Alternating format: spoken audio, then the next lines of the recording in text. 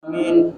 Wassalatu wassalamu ala asrofil anbiya'i wa mursalin sayyidina wa maulana Muhammadin wa ala alihi wa ashabihi wa man tabi'ahum bi ihsani yaumiddin. Ibu-ibu, bapak-bapak, saudara-saudara sekalian rahimakumullah, alhamdulillah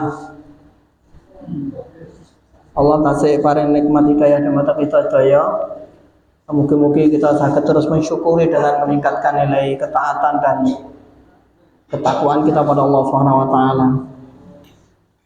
Bapak Ibu Allah, kita berdoa semoga Allah Subhanahu wa taala berikan kita ilmu yang bermanfaat, kemudian kita dijauhkan dari ilmu yang tidak bermanfaat.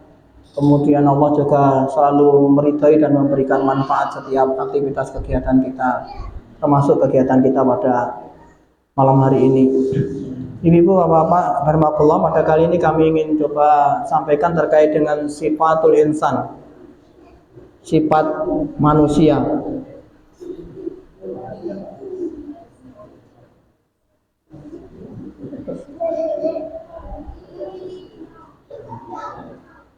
Cek.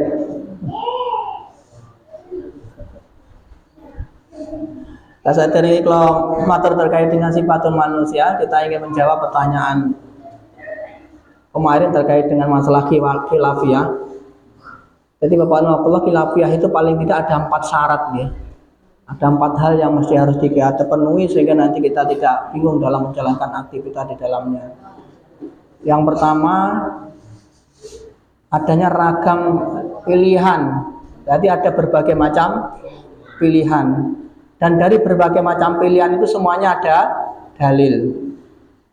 Dari pilihan-pilihan itu semuanya ada dalil. Kemudian yang ketiga, tidak masuk amalan yang bid'ah, yang diada-adakan.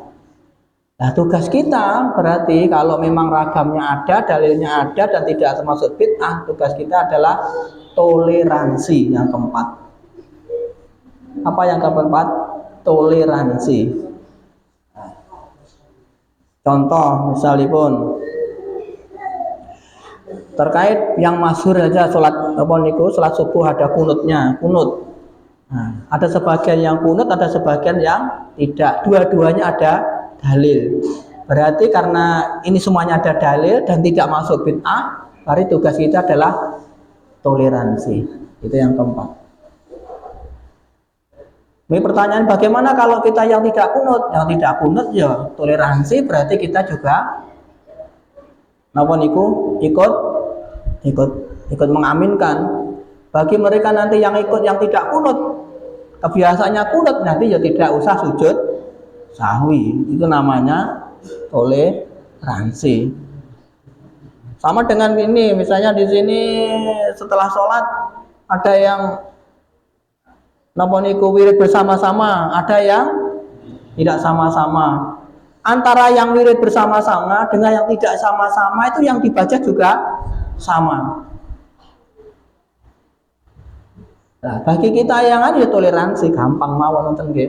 Imame ora wiritan ya berarti ora usah melok wiritan bareng. Imame wiritan ya ikut wiritan. Penak mboten? Enak. Nama malih misalnya sholat tarawih ada yang 8 rakaat, ada yang 20 rakaatnya, 2 rakaat. Ada pilihan, dua-duanya ada dalil, tidak masuk bid'ah, berarti tugas kita adalah yang keempat, toleransi. Bagi imamnya nanti yang 20 ya gitu, ikut 20. Kalau imamnya nanti 8 ikut 8. Biasanya mereka 8 atau 20? 8. Terus sekali kurang 20 ngono ya. Ala Pak 8 wis kesel. Artinya Bapak-bapak, oh saged dipahami nggih. Ora usah utur-uturannya apa tetap akan uturan kesel. Persatuan hukumnya wajib. Utur-uturan Islam itu mboten pareng diuturne nggih. Kalau memang tidak cocok terus tidak sesuai ya tidak usah kita ikuti, sudah beres. Orang kalau kemudian terjadi, karena tidak boleh kita itu berdebat, mengalami perdebatan, karena Islam tidak didapatkan karena debat. Kebenaran tidak bisa didapatkan dengan debat. Dan lain-lain monggo nanti dicari sendiri, insya Allah masih banyak. Pokoknya syaratnya tadi apa Pak? Ada ragam pilihan, kemudian ada dalil, kemudian tidak masuk bid'ah, berarti kita toleransi. Pak orangnya dalile berarti orang usah orangnya dalile kan nonton nggih. Berarti bukan masalah. Lanjut. Nafsul insan. Nafsu manusia. Ayo apa tadi? Sifatul insan, sifat-sifat manusia. Kita mulai dari napa niku diri manusia. Kita lihat di dalam surat ke-90, surat Asy-Syam ayat ke-10.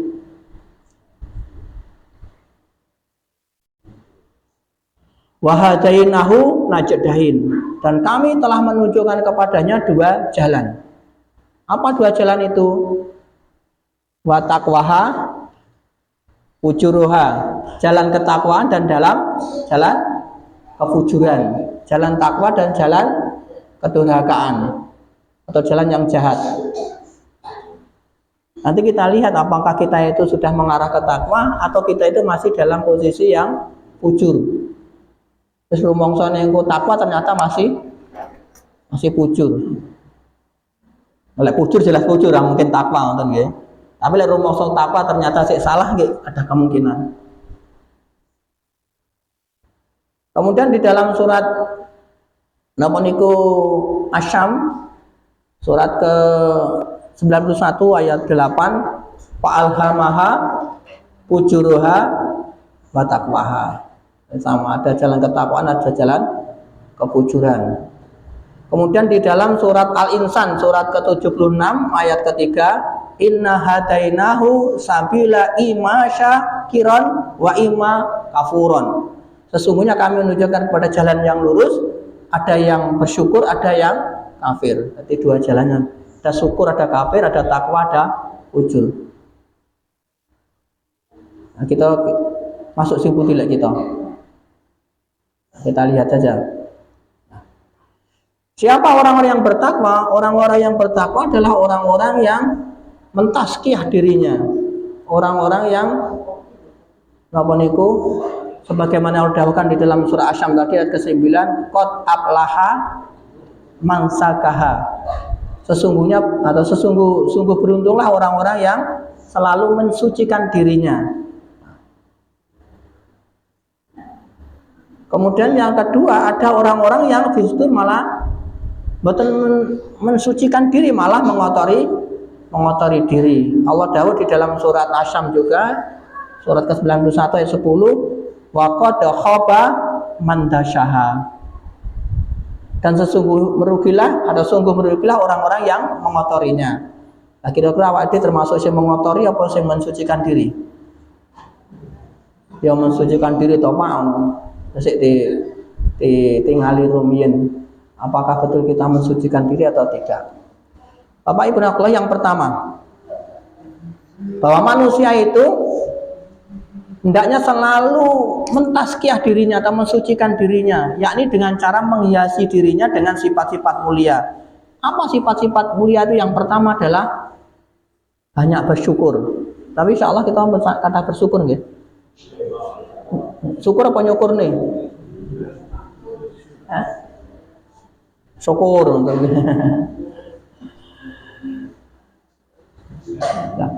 Allah dawuh di dalam surat An-Nahl surat ke-16 ayat 53, wa ma bikum min nikmatin faminallah.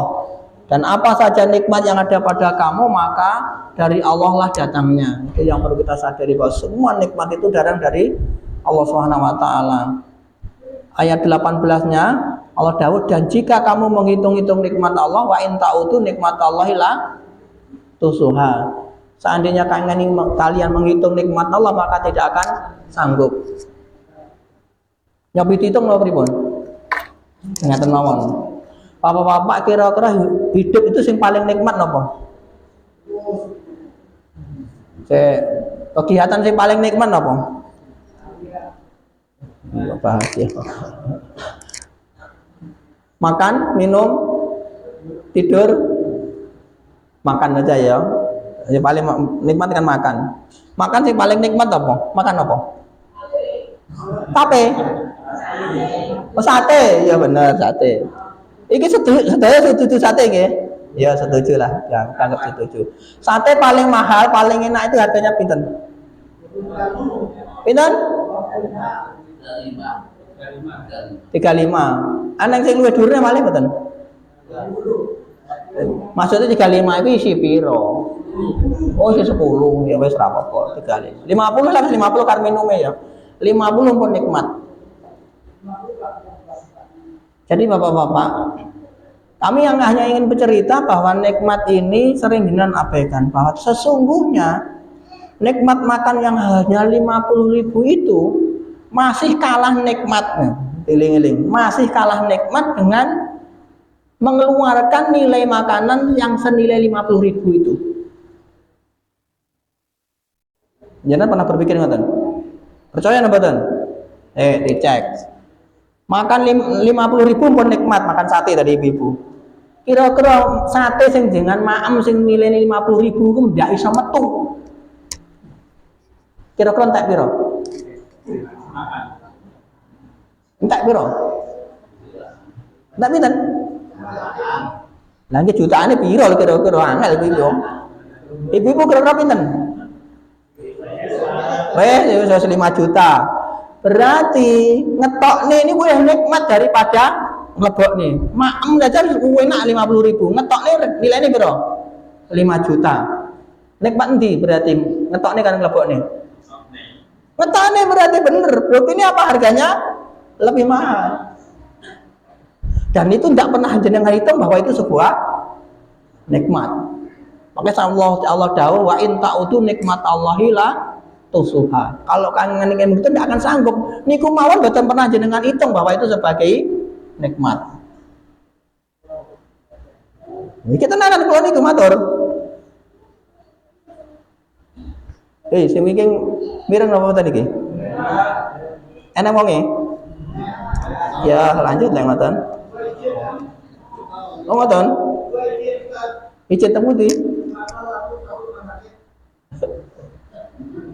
Apa kuwi? Oh, ngoten alhamdulillah. Yang satu di Sumatera, satu rumah sakit. Yang ke Sumatera kita doakan semoga masalah dalam kondisi selamat dalam perjalanan. Kemudian yang sakit kita doakan. Ini yang sakit laki-laki atau perempuan? Namanya siapa itu? Namanya siapa? Aspa. Oh Raspa. Yuk kita berdoa ngoten. Bapak Ibu kita padu doa Allahumma sholli ala Muhammad wa ali Muhammad. Allahumma rabbanas ispiran raspa anta safi la sifa ala sifau kasifa la yuwatul saqama. Allahumma rabbanas ispi raspa intis anta safi la sifa ala sifau kasifa la yuwatul saqama. Allahumma rabbanas ispi raspa anta safi la sifa ala sifau kasifa la yuwatul saqama. Amin. Bapak Ibu kita lanjut. Ya kok ngerti mau aku matur mau. Oh syukur. Bapak Ibu kemudian di lain hati Rasulullah dawuh ngeten bahwa kita diharapkan menjadi manusia-manusia yang ajaib. Manusia-manusia yang mengagumkan. Manusia-manusia yang aneh ngoten nggih. Kersa napa mboten? Rasul dawuh ngeten, ajaba li amri mukmin. Sungguh ajaib urusan orang mukmin. Jadi ini orang-orang yang ajaib. Siapa mereka orang yang ajaib itu? Orang-orang yang semua urusannya itu baik baginya. Semua urusannya adalah baik baginya. Hal ini tidak didapatkan kecuali orang mukmin. Jenengan yo kersa dadi tiyang niki. Tiyang yang ajaib niki. Oh, kersa. Tapi kok delok kersa apa ora? Kemudian apabila mendapatkan kesenangan dia bersyukur, maka demikian itu adalah merupakan kebaik baginya. Sebaliknya apabila tertimpa kesusahan, dia bersabar, maka yang demikian itu adalah merupakan kebaikan baginya. Jenengan jawatan? Jadi kalau diberikan nikmat bersyukur, kalau diberikan musibah dia bersabar. Lek sehat niku mengke ibadahe kita wenanan, tapi lek sakit mengke ibadahe ya tetep tenanan, tetep sabar. Jenengan ya ngoten. Insyaallah. Alhamdulillah ya Pak Guru. Kalau dalam kondisi kaya dia juga semangat untuk berinfak, dalam kondisi tidak punya pun tetap bersabar dan berusaha untuk ikut-ikut bisa berinfak. Jenengan ya ngoten nggih. Nggih. Sing mboten ngoten nggih. Oh, tiange mboten dugi. Wong ya teko. Lanjut.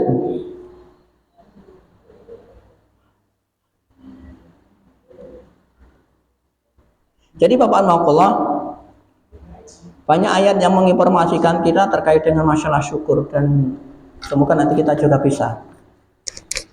Ini yang kedua, sifat manusia yang mentazkiyah dirinya, dia itu selalu bersyukur. Kemudian yang kedua, sifat manusia yang selalu mentazkiyah, mensucikan dirinya adalah mereka yang selalu bersabar. As-sabur, penyabar. Nah, sabar itu kalau Syekh Yusuf Al-Qaradawi dawuh ngeten. Yang pertama, sabar itu beliau membagi sabar menjadi 6 bagian. Yang pertama, sabar menerima cobaan hidup.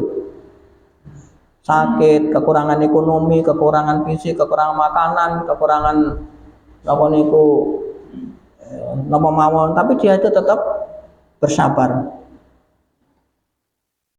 Allah Subhanahu wa taala kepada kita, coba kita lihat di dalam surah Al-Baqarah 155.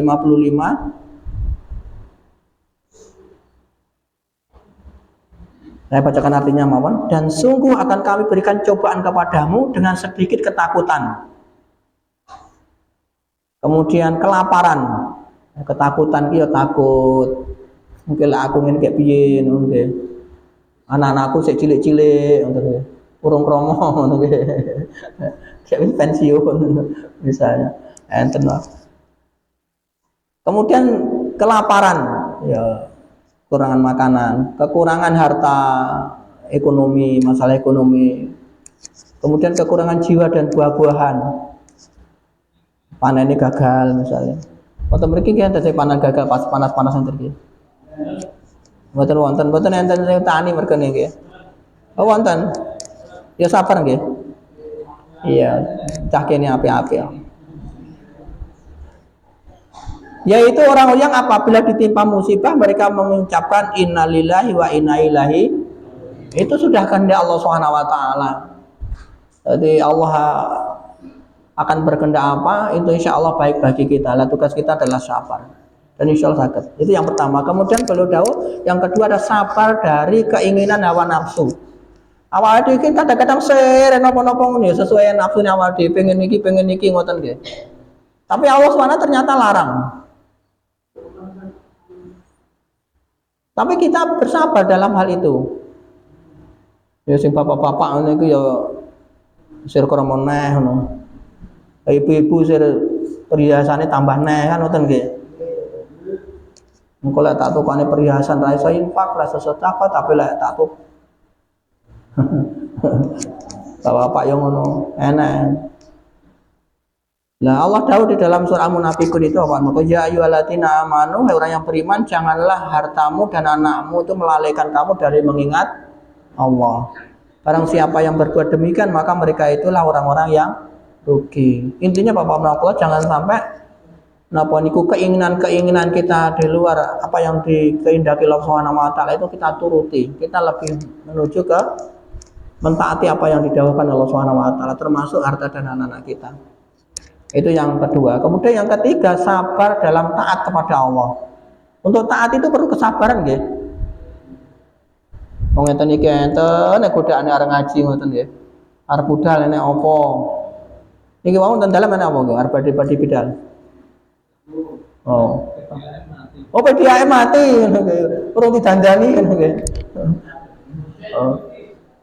Nah, neng sing napa niku tas masak kayak itu suruh sempat maam niku masak bareng isak. Godaane wonten. Allah dawuh bahwa Tuhan yang menguasai langit dan bumi dan apa yang ada di antara keduanya, maka sembahlah Dia dan berteguh hatilah dalam beribadah kepada Allah. apakah kamu mengetahui ada seorang yang sama dengan dia yang patut disembah? Artinya bahwa orang yang taat dan yang tidak itu beda. Dan tugas kita adalah tetap taat dalam menjalankan aktivitas ibadah kita pada Allah Subhanahu wa taala, dan itu adalah mengandung nilai tertinggi di sisi Allah Subhanahu wa taala. Kemudian yang keempat, sabar dalam berdakwah, dalam memberikan keteladanan, baik itu kepada diri kita sendiri dan dalam keluarga, lingkungan masyarakat. Apa ngeten iki jenengan sing wonten ngajeng ngeten iki kan yo angel. Bapak Ibu Allah untuk memberikan contoh. Lah mboten sabar mungkin nggih isoan.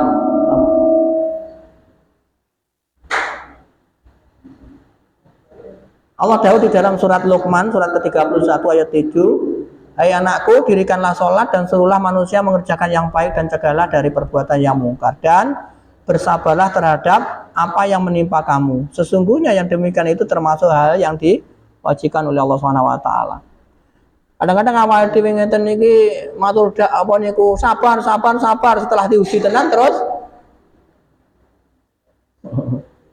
sabar untuk meninggalkan untuk taat ternyata tidak taat. Sabar untuk meninggalkan hawa nafsu misalnya malah mengikuti nafsunya. Sabar napa niku untuk menerima cobaan ternyata malah gerusulo ketika cobaan. Nah, itu berarti dakwah kita gagal. Kemudian yang kelima adalah sabar dalam napa niku berperang. Ya, alhamdulillah mboten enten perang wonten mriki. Paling tidak sabar di dalam memberikan nilai-nilai kebaikan. Kan sekarang niku antaranya kebaikan dan keburukan itu kan saling berperang ngoten nggih. Contoh-contoh kebaikan karo contoh-contoh kemungkaran akeh pundi, Pak? Jenengan mlaku ning dalan ngene sing mungkar karo sing baik karo akeh endi sing jenengan pirsani? Mungkar. Ngono Mas Agus ya. Lekan mlaku bareng ngono roh bupati buka paha tinggi-tinggi. Nah, piye jajal? Jare Mas Agus ora didelok ki yo mubadir didelok kuwi dosa. Nang sing sekwilda dari Mas Agus muka sekitar wilayah dada. Nggih. Ya aku mau tunggale yo didelok mubadir ora didelok mubadir didelok dosa. Piye? Nah itu perlu kesabaran. Nggih, Mas. Iki sepuh ya yang sami ngoten. Wong ya teko. Ya pokoknya ben ngono aja ya. Enggak sini kene calon jalan. Ternyata sing sepuh karo sing nom padha ae. Sepuh-sepuh ya lek carane wong Jawa napa nika? Capek. Jadi kan termasuk niku. Mboten lah. Lanjut. Kemudian sabar dalam pergaulan.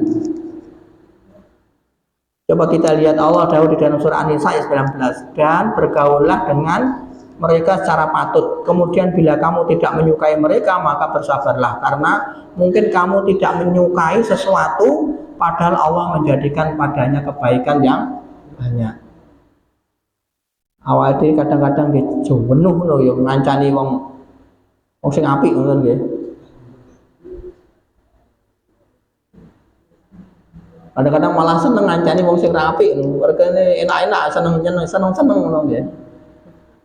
Tapi kita perlu sabar untuk tidak mengikuti pola mereka dan sabar untuk mengikuti pola kebaikan. Bapak Allah itu yang kedua. Sifat orang yang mentazkiyah diri adalah mereka yang selalu sabar. Kemudian yang selanjutnya adalah dia yang ketiga adalah Raufur Rahim. Dia itu selalu napa niku pengasih dan penyayang.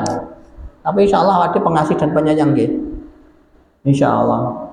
Allah dawuh innallaha, sesungguhnya Allah benar-benar amat pengasih lagi maha penyayang kepada manusia. Tugas kita adalah menyayangi dan mengasihi manusia. Kalau Rasul dawuh bahwa kepada orang tua kita napa niku hormat, kepada anak-anak, kepada di bawah kita mengkasih sayangi, terutama kepada orang-orang yang memang patut kita kasih sayangi. Kemudian di dalam ayat yang lain Allah dawuh, sungguh telah datang kepadamu seorang rasul dari kalanganmu sendiri, berat rasanya olehnya penderitaanmu, sangat menginginkan keimanan dan keselamatan bagimu, amat belas kasihan lagi maha penyayang terhadap orang-orang mukmin. Intinya ngeten Bapak Ibu, bahwa kita itu diharapkan oleh Allah Subhanahu wa taala melihat siapa saja, baik itu orang yang baik atau orang yang jelek, ahli maksiat atau orang taat, kita itu tetap merasa kasihan. Kepada mereka yang ahli maksiat kita mesakne kuwi nyemplung neraka. Lha semoten. Nah, mesakne kuwi nyemplung neraka, kemudian kita mengkasih sayangi dengan mendakwahi dengan bil hikmah wal mau'idatul hasanah. Tapi lewat mriki enten tiyang mboten sae, ana ahli maksiat kira-kira dilolokne apa didakwahi? Oh, dilolokne. Tapi wonge ra teko to? Iya. Coba ngeten mawon. Enten anak-anak kan playu-playu ngoten niku, terus kecemplung kalen. Misal lho. Kira-kira kata-kata yang muncul apa? Syukur kandhane ra kenek ngono. Bar ngono yo salam dhewe tuwekne ae. Kira-kira mungkin anak-anak jenengan dawuh ngoten kok kira-kira bar ngono tambah apik atau tambah elek? Coba nanti kalau misalnya anak-anak itu menjenuh rasa bahkan banyak bicara, kemudian ditolong, kemudian diangkat, terus kemudian dikasih sayang, seneng nggak betul? Seneng. Kok diomongin manut nggak betul? Manut. Sing nyeneni mau ngomongin manut nggak tambah nesu. Tapi sing dilakoni sing putih. Sing ngelokne mau apa sing menyantuni tadi? Sing ngelokne iku. Kaya angel tiba ya. Dan itulah kita. Nah, tugas kita adalah mengkasih sayangi Ibu Bapak Bapak. Tapi wis ora kena apa enggak playo nek omongin ora kena. Kuwi namanya anak-anak. Awake dhewe dhisik paling ya luwih ngono paling. Hah? Ya paling. Lanjut. Sekarang yang selanjutnya adalah orang-orang yang mensucikan diri, mereka yang halim, lembut, santun, murah hati, lagi toleran. Lembut, murah hati dan toleran.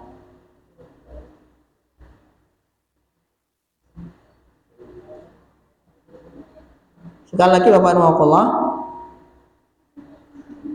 bahwa orang-orang yang ingin melakukan tazkiyah mesti akan meneladani sifat-sifat dari Allah Subhanahu wa taala yang telah difirmankan tadi, sehingga mereka itu senantiasa bersikap lemah lembut, bersikap santun, bersikap murah hati, bersikap toleran. Jadi melihat orang semaksiat apapun tetap dalam kondisi toleran, dan dia sadar bahwa orang yang ahli maksiat itu masih ada kemungkinan dia nanti akan bertobat. Dan kita yang seperti ini, kita masih ada kemungkinan nanti melakukan kemaksiatan, masih ada kemungkinan nanti kita tidak taat lagi seperti ini. Mungkin betul? Mungkin. Kira-kira mantan tukang haji karo mantan preman apa inti? Lah ya apa ternyata malah jelek. Artinya kita tetap berdoa Bapak, semoga Allah tetap kuatkan keimanan kita pada Allah Subhanahu wa taala. Jadi kita itu tidak boleh kemudian nopo kesusu-susu, karena Rasul pernah dawuh ngeten. Sebentar lagi akan masuk orang yang ahli surga. Ternyata yang datang itu tukang mabuk. Kemudian setelah itu Rasul dawuh lagi, sebentar lagi juga akan datang orang ahli neraka. Dan ternyata adalah sahabatnya sendiri yang dia itu ahli ibadah. Nah, kemudian dalam beberapa saat berikutnya ada komando perang. Kemudian Rasulullah SAW mengumandangkan perang. Nah, ternyata orang yang ahli maksiat tadi, yang mabuk tadi datang kepada Rasul, ya Rasul, apakah orang seperti saya itu masih ada kemungkinan masuk surga? Bisa. Apa syaratnya? Ucapkan 2 kalimat syahadat, kemudian kamu mati syahid. Akhirnya dia berangkat dan mati syahid. Nah yang satu tadi, yang itu juga maju pada perang, tapi kembali dalam kondisi lukanya sangat banyak. Lukanya sangat banyak. Itu dalam perjalanan waktu dia itu tidak betah karo lorone. Tidak betah karo lorone. Terus bunuh diri. Nah, sing surga sing ndi, sing neraka sing ndi. Artinya bahwa kita itu tidak boleh kemudian terlalu bangga diri, kemudian kita seudon kepada orang lain. Kemungkinan itu masih besar. Moga-moga lah kita berdoa mungkin sedaya ingkang rawuh, maka sedaya tetap bisa mempertahankan keimanan dan ketakwaan itu dumateng Allah Subhanahu wa taala. Sing mboten teko to. Lanjut, sekarang yang ke-6. Suka bertaubat. Orang itu orang yang mentazkiyah diri suka bertaubat. Suka istighfar, minta ampun pada Allah Subhanahu wa taala. Allah dahulu di dalam surah Al-Imran ayat 135, dan orang-orang yang apabila mengerjakan perbuatan keji atau menganiaya diri sendiri, mereka ingat akan Allah, lalu memohon ampun terhadap dosa-dosa mereka, dan siapa lagi yang dapat mengampuni dosa selain daripada Allah. Dan mereka tidak merusak perbuatan kejinya itu sedang mereka mengetahui. Kemudian Rasul juga dawuh bahwa kullu bani adama khotoun, setiap anak Adam itu pasti sering berbuat kesalahan, dan sebaik-baik orang yang berbuat kesalahan adalah yang mau bertobat. Awak dhewe iki kersa tobat walaupun tidak dosa. Rasul orang yang tidak punya dosa, yang dosanya diampuni oleh Allah Subhanahu wa taala juga banyak beristighfar, bertobat. Di satu hadisnya 70 kali, di satu hadisnya 100 kali minimal. Kemudian Rasul juga dawuh bahwa sesungguhnya Allah itu begitu bergembira dengan taubat hambanya, melebihi kegembiraan seorang di antara kalian yang menemukan kembali untanya yang telah hilang di suatu tanah yang luas. Nah, biasanya kalau mau gambaran Bapak Ibu, kira-kira barang sing jenengan cintai niku napa? Pak Lihat jenengan kira-kira barang sing dicintai napa sing paling bumeneng senengi? Anak bojo. Oh anak. Bojone ora berarti. Oh iya tapi anak. Anak ini kok ternyata hilang ngono, golek tempundi sampai lapor polisi ini mboten ketemu. Wis pokoke ning pundi-pundi digoleki. Saking kesele lan goleki keturun. Bareng ngono terus jeglek ning napa niku teng awake dhewe melek tangi ngono nang ngajengi awake dhewe, ning ngarepe awake dhewe. Terus seneng mboten? Seneng. Allah melihat orang yang bertobat itu lebih dari itu. Jadi Bapak Allah, kita tidak boleh kemudian terlalu menjustis orang-orang yang ahli maksiat itu, kemudian kita katakan neraka. Karena kemungkinan bertobat itu sangat besar, dan Allah senang kepada orang-orang yang bertobat. Misalnya untuk mereka yang mau bertato, wadah kayak itu serupane rada anu kayak itu nang masjid, jenengan santuni apa jenengan usir? Hah? Ibu-ibu misalnya ibu-ibu anang apa niku piyantun putri kayak terus rajin papan kayak terus pengen sholat ngono kayak terus pakaiane murak ngono pripun dasan. Jangan tanpa panjenengan mulih. Alhamdulillah mantap. Ibu-ibu mriki saya sedaya. Saya bapak-bapak. Nggih ngoten nggih. Lanjut. Kemudian yang ketujuh, orang-orang yang napa niku mentazkiyah diri adalah mereka yang lemah lembut. Mereka yang lemah lembut. Allah, orang yang lemah lembut. Rasulullah SAW dawuh pada kita di dalam salah satu hadisnya bahwa dari Ibnu Sadad, Ibnu Had mengatakan bahwa ketika Nabi Muhammad SAW sedang duduk, seorang lelaki bertanya, wahai Rasulullah, apakah makna al-awwah? Rasulullah SAW menjawab, orang yang sangat lembut hatinya. Allah Ta'ala berfirman, sesungguhnya Ibrahim adalah seorang yang sangat lembut hatinya lagi penyantun. Insyaallah awake dhewe nggih ngoten nggih. Artinya sangat sangat lembut. Napa niku perasaannya sangat halus kepada siapa saja dia sopan santun. Wong awake dhewe niku salaman mawon karo wong sing ra anu gayane kaya ndatek ganceng. Ngetne mboten nonton nggih. Apa meneh pejabat salaman karo rakyat ngono. Ya, Pak. Apa tirang rasane kaya ya celek dadi pejabat tenan kaya ngopo kaya ngono. Ngoten Pak nggih.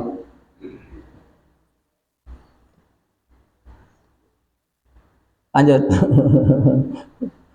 Kemudian Rasul juga dawuh bahwa pernah ada seorang lelaki yang banyak berzikir dan bertasbih kepada Allah. Kemudian perihal diceritakan pada Nabi Muhammad SAW. Kemudian Rasul dawuh sesungguhnya dia awahun, orang yang berhati lembut. Dan semoga nanti Allah SWT juga ilhamkan kita, berikan kita hati-hati yang lembut sehingga nanti kita bisa terus berdakwah, mendakwakan nilai Islam ini, dan Islam itu bisa diterima oleh semua kalangan. Ternyata Islam itu enak, di Islam itu orangnya baik-baik, di Islam itu orangnya santun-santun, di sana orangnya itu napa niku murah hati, dermawan. Awak dhewe yo ngoten. Nggih. Larang ngono berarti urung tak Islam. Islam wonge keworas keras. Megel apa niku negane nukari ngono. Lah engko ngomong di luar Islam ya ndak gelem Islam malian. Kemudian kita lanjut sedikit. Nanti yang bagian napa niku fujur insyaallah kita bahas pekan depan. Orang-orang yang mengotori dirinya. Kalau ini kan orang-orang yang membersihkan dirinya. Kemudian yang kedelapan orang yang membersihkan dirinya adalah orang-orang yang selalu bersikap jujur atau sadukun. Allah dawuh, hai orang yang beriman, bertakwalah kepada Allah dan hendaklah kalian bersama orang-orang yang sidikin, orang-orang yang jujur. Kemudian di dalam hadisnya Rasulullah juga dawuh, Allah, kalian wajib berlaku jujur. Sesungguhnya kejujuran itu akan mengantarkan pada kebajikan atau ketakwaan, dan sesungguhnya ketakwaan akan mengantarkan kepada surga. Jika seorang senantiasa berlaku jujur, selalu berlaku jujur, berusaha untuk jujur, maka akan dicatat dan dikenal sebagai orang yang jujur atau sidikin. Kalian harus menjauhi kedustaan. Sesungguhnya kedustaan itu mengantarkan kepada perbuatan dosa, dan sesungguhnya dosa itu akan mengantarkan kepada neraka. Jika seorang senantiasa berdusta dan selalu berusaha untuk berdusta, maka ia akan dicatat di sisinya atau dikenal sebagai seorang yang pendusta. Nah, kira-kira awake dhewe ini kenal sebagai orang jujur apa dikenal sebagai orang yang tukang ngapusi? Berdusta, jujur. Tugas kita ini sampai memang betul-betul kita itu dikenal sebagai orang baik. Jadi dalam ada sebuah kisah itu sampai di napa niku dikisahkan ada seorang yang berani untuk menjamin orang lain. Kemudian dia mengatakan, mengapa kamu sampai mengorbankan dirinya untuk dibunuh? Seandainya orang itu kemudian tidak jujur, dia mengatakan, saya melakukan ini supaya nanti di Islam itu masih ada orang yang jujur. Paling tidak kita, okay. Semuanya nanti jujur kan, semuanya orang Islam jujur. Nah, tugasnya awak dhewe betul-betul nanti dikenal di bumi, dikenal di langit bahwa kita itu menjadi orang yang jujur. Insyaallah sampun ngoten nggih. Sing mboten ngoten kan ndak teko ta wonge. Kemudian di lain hadis, apabila engkau ingin bersama orang yang jujur, maka engkau wajib bersuhud terhadap dunia dan menahan diri dari mengikuti orang kafir. Jadi kalau untuk bisa jujur itu kita harus tidak kemudian kedonyan, nggih. Awak dhewe niku donya kan sik ijo ngoten nggih. Nggih ya. Sik milik. Ala sik milih anu nggih mboten saged dadi yang jujur, kudune ngentit ya pangkan ngoten. Hah? Nah, itu yang ke-8. Kemudian yang ke-9 adalah kita orang yang mutaqiyyah ini adalah orang-orang yang terpercaya, aminun, orang yang dipercaya. Allah dawuh di dalam surah Asy-Syu'ara, surah ke-26 ayat ke-106 sampai 107, mengapa kamu tidak bertakwa? Sesungguhnya aku adalah seorang rasul kepercayaan yang diutus kepadamu. Kemudian di dalam surat Nah, di ayat yang lain, mengapa kamu tidak bertakwa? Sesungguhnya aku adalah seorang rasul kepercayaan yang diutus kepadamu. Bapak Ibu, tugas kita adalah terus menjadikan diri kita menjadi orang-orang yang dipercaya. Sebagaimana Rasulullah juga dikenal sebagai orang yang dipercaya. Pokoknya nang apa-apa ya titipe nang gone Muhammad. Lah ning kene pokoknya lek nang apa-apa kok titipe ning gone sinten? Waktu tidak ini bendahara membahayakan. Tidak ini pimpinan juga membahayakan. Nah, itu bahaya. Kalau kita seperti itu berarti kita dikenal sebagai orang-orang yang tidak dipercaya. Kalau kita sudah dikenal sebagai orang yang tidak percaya, nanti bahaya. Kan orang masuk surga itu gini. Pernah suatu saat Rasulullah SAW itu kan melihat mayat yang dibawa. Di nomor niku di betong ngoten. Kemudian orang itu menyaksikan bahwa orang ini adalah orang yang baik. Kemudian setelah itu juga ada orang mengatakan bahwa orang itu meninggal. Kemudian Rasulullah SAW tahu bahwa cukup 3 orang mukmin saja mengatakan bahwa dia itu orang baik, itu sudah menjadikan jaminan, menjadi asbab bahwa orang itu adalah menjadi orang baik dan nanti di surga adalah termasuk orang yang baik. Kalau kita misalnya mayat kita diantarkan kemudian masyarakat mengatakan orang ini adalah orang yang jelek, nah ini sudah menjadi asbab, menjadi saksi bahwa orang itu memang jelek dan itu bahaya. Nah, kira-kira awake dhewe niku mung lek dicul ning ngoten awake enek sing mengatakan aku wong kuwi wong apik ngono apa wong elek kira-kira. Ora usah ngenteni persaksian. Ora usah ngenteni persaksian badhe dibudal ning ngoten nika. Lek kula wingi kan ngaji kali Mbah Mudin lek nganu lek memberikan persaksian ngati-ngati jenenganku lek keliru malah bahaya. Carane piye? Carane ngeten Mbah Mudin. Jenengan harus dawuh bahwa orang yang ahli sholat, orang yang ahli sedekah, orang yang ahli ibadah, niku sae napa sae? Sae. Niku ndak salah. Karena saya mengatakan apa tadi? Orang yang ahli ibadah, orang yang ahli sedekah, orang yang baik dumateng tetanggi, niku tiyang sae napa sae? Sae. Tapi kalau jenengan mengatakan orang ini saya apa saya, lah itu bahaya. Ngelek apa ngelek? Iki kok politiki Pak Bation, ya kita harus paham nanti kalau memberikan persaksian ke orang baik dikatakan jelek atau orang jelek dikatakan baik juga nanti berbahaya karena kita menjadi saksi. Ngoten Bapak Ibu ngapunten wonten lepatipun ada yang mau didiskusikan? Yang mau minta dipersaksikan dan jenazah itu. Ya. Terus gimana cara kalimatnya? Kalimatnya tadi sudah sampaikan tadi, jenengan dadi mudin, jeung ngoten niku wau. Orang yang soleh, orang yang ahli ibadah. Orang yang soleh, orang yang beramal itu baik. Jenazah itu gimana? Jenazahnya ini gimana? Baik kan itu? Wong lek orang anu jenazah jelek kok. Lek jenazah baik enggak masalah ngoten lho nggih. Lek jenazah jelek kemudian mengatakan baik apa jelek terus orang jelek. Ya ora oleh ngono. Makanya caranya harus bener mau. Ngapunten. Pasti otomatis. Otomatis. Ya sebenarnya tidak perlu itu, sebenarnya tidak perlu. Ini kadang kebiasaan masyarakat. Kalau tiapnya selesai, kan bilang saya Pak. Kalau tiapnya jelek, apa bilang abon? Makanya supaya tidak keliru itu yang memandu itu harus bener. Lah awak dhewe harus bilang abon.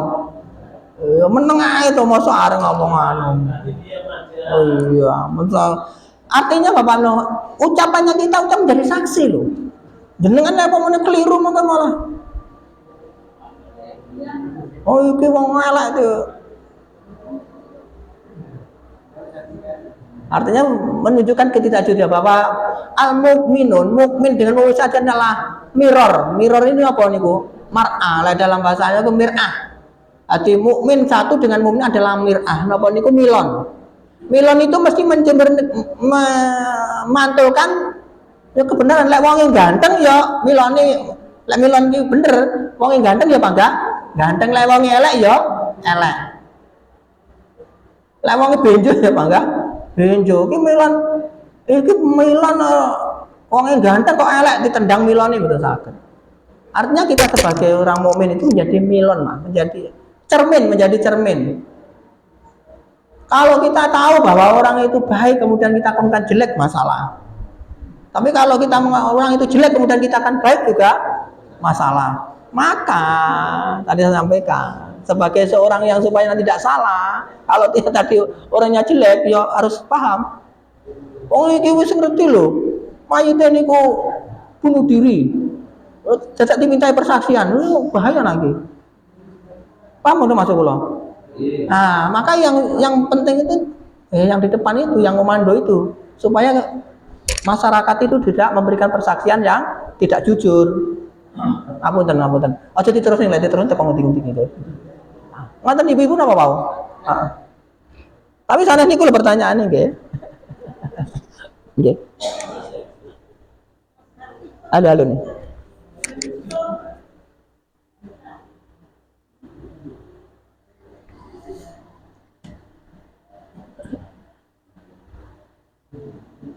Bentuk taubat orang beriman itu banyak melakukan sholat taubat atau beristighfar.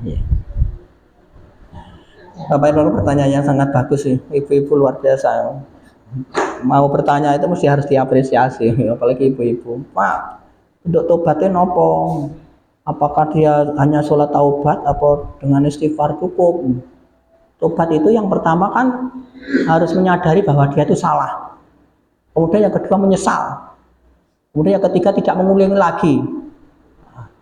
Selebihnya nanti banyak-banyak istighfar dan jenengan mangga istighfar ya karo salat taubat tapi timang dilakoni ae. Masuk napa mboten? Masuk. Astagfirullah, ati panggah. Sing istighfar ini ku perkara udu nomor. Panggah udu nomor karo istighfar. Oleh alhamdulillah, ora masuk. Misalnya ibu-ibu melakukan ora ngerti lah masalah apa niku kemaksiatan. Istighfar terus kemudian salat taubat tapi masih ada tetap jalan. Itu tidak bisa. Tidak bisa. Jadi apa tadi? Menyadari bahwa dia itu salah, dosa, kemudian dia menyesal, kemudian memperbaiki diri, berarti harus berhenti. Nah, setelah itu banyak istighfar dan apa tadi? Melakukan salah satu bentuk taubatnya adalah sholat taubat. Jangan terus dijalankan. Maksudnya jangan hanya apa tadi? Istighfar dan sholat taubat tapi makanya ada pengantarnya tadi Bu, apa tahu? Menyadari bahwa dia itu salah, perbuatan itu salah, kemudian berarti kan berhenti, kemudian memperbaiki diri dan banyak-banyak bertobat pada Allah Subhanahu wa taala. Dan tidak mengulangi lagi itu jelas. Nah, makanya kalau orang katakan kalau diulangi lagi ya kapok. Kapok lombok, pedesen sesuk. Ulangi lagi, tobat lagi, ulangi lagi. Kan Allah Maha Pengampun. Ulangi lagi, tobat lagi, ulangi lagi, tobat lagi. Bisa kira-kira ngoten. Dawuh Rasulullah, dawuh Allah Subhanahu wa taala ada orang kafir kemudian iman lagi, kafir lagi, iman lagi, kafir saja. Maksudnya malah nanti berbahaya, jauh dari nilai-nilai. Terus sepindah mawon ulangi malih ya berarti sanes tobat. Apa ku jenenge? Melecehkan ngono nggih. Ngaten Bu ngapunten sangat. Ini kali rada guyon niku wau supaya mboten terlalu streng. Tapi intinya menyesal dan memperbaiki diri. Menyesal itu artinya tidak mengulangi.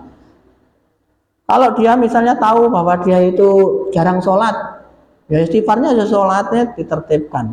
Terutama bapak-bapak. Bapak-bapak itu sholatnya ya sholat jamaah. Oleh bapak-bapak nanti pangkat sholatin yang omah ya dadi bapak-bapak sing sholehah anu tadi kelingan to. Wonten mriki nggih wonten niku. Wong ya teko. Ya mboten, wong bapak jamaah sedaya. Alhamdulillah. Mboten Bu, ngapunten. Ada lagi cukup. Oke. Kalau kita punya orang tua, Ya. dan orang tua itu sudah meninggal, tapi belum sempat bertaubat. Lalu kita sebagai anak, kalau ingin bertobatkan orang tuanya itu apa bisa dan bagaimana caranya? Itu soalnya itu apa? Misalkan dia Jadi ceritanya betul-betul. meninggalkan sholat Oh iya. atau karena dia mencuri, misalkan. Jadi gini saja Bapak-bapak. Ada amalan-amalan yang bisa digunakan untuk nopo niku diatasnamakan orang yang meninggal. Misalnya nopo sedekah, namale haji, misalnya nopo-nopo amal kebaikan. Mboten nopo nyane. Ya kita berdoa semoga amal-amal itu bisa diterima oleh Allah Subhanahu wa taala sebagai pengganti karena telah meninggalkan berbagai macam kekurangan. Nah, ngoten Bapak.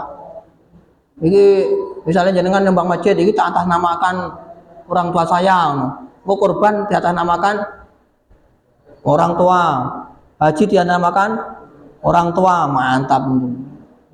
Apakah nanti bisa? Yo kita berdoa saja semoga nanti bisa mengganti itu. Berarti ngoten, ya? Iya, wakaf termasuk wakaf. Tadi saya sampaikan wakaf diatasnamakan orang tua. Nanti mau perbanyak nih kemauan. Ora sangko diganti salate bapak kurangnya piro ganti ya kalau jenengan dhewe kurang-kurang. Kesel jenenganku.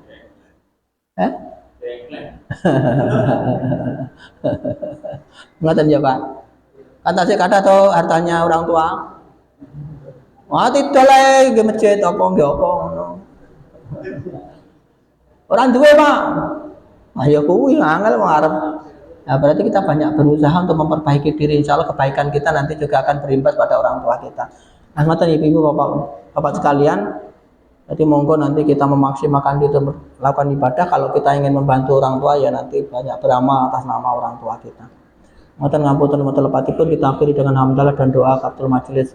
Alhamdulillahirabbil alamin. Subhanakallahumma wa bihamdika asyhadu an la ilaha illa anta astaghfiruka wa atubu ilaik. Assalamualaikum warahmatullahi wabarakatuh.